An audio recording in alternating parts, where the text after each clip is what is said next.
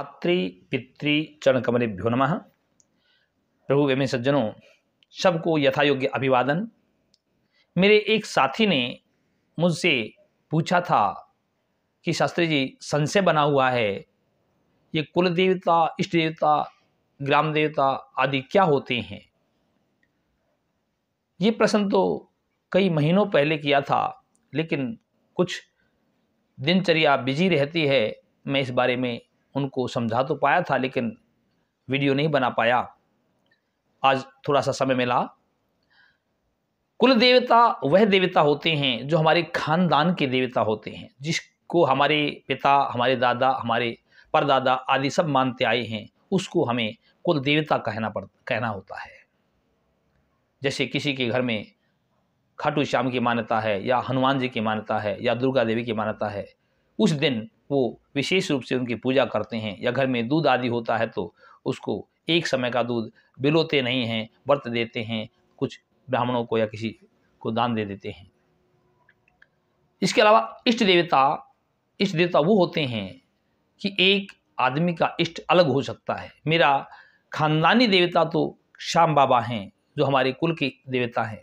हो सकता है मेरी भावना हनुमान में बनी हुई हो, मेरी दुर्गा में बनी हुई हो, या किसी और देवता को मैं ज़्यादा मानता हूँ, या मैंने कोई सिद्धि कर रखी है, वह मेरा इष्ट देवता हो गया। सिद्धि चाहे न भी कर रखी है, मेरी भावना जिसके प्रति ज़्यादा है, जिसको मैं अच्छा मानता हूँ, वह इष्ट देवता है।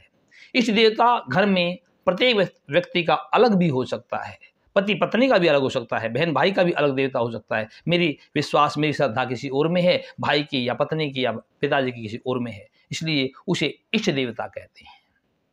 ग्राम देवता वह होता है जो सारे गांव का एक देवता होता है।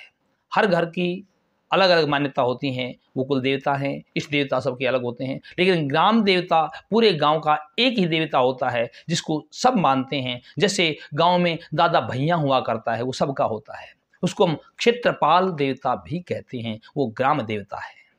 एक वास्तु देवता हैं जो धरती के देवता हैं, जिसको शेषनाग कहा जा सकता है, जिस पर धरती स्थिर है, धरती को जो धारण किए हुए हैं वास्तु पुरुष। प्रायः जब मकान आदि बनाते हैं तो हम ये देखा करते हैं कि वास्तु दोष तो नहीं बन जाएगा।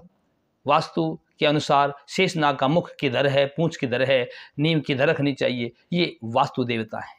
एक स्थान देवता होता है। स्थान देवता वह है कि हमारा कुल देवता तो खाटू श्याम बाबा है, और मेरा इष्ट देवता माँ दुर्गा भगवती हैं। हमारे ग्राम देवता जो दादा भैया वे हैं।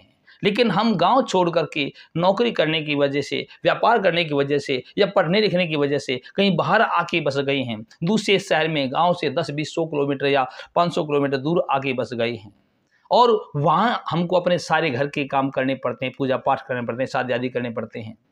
और जब हमारे घर में कोई काम होता है तो उस समय वहाँ यदि किसी का मंदिर बना हुआ है, माना कि वो मंदिर दादा हरिदास का है या किसी और देवता का है, तो हमें उस स्थान, उसको बोलेंगे स्थान देवता, उस स्थान का देवता हो। ये नहीं कि हमें इससे क्या मतलब, ना तो ये मेरा इष्ट देवता है, ना मेरा कुल देवता है, ना मेरा ग्राम देवता है, फिर इसको मैं क्यों मानूं? क्योंकि हम वहाँ रह रहे हैं, उस स्थान पर हम रह रहे हैं, इसलिए उस स्थान देवता की पूजा करनी भी।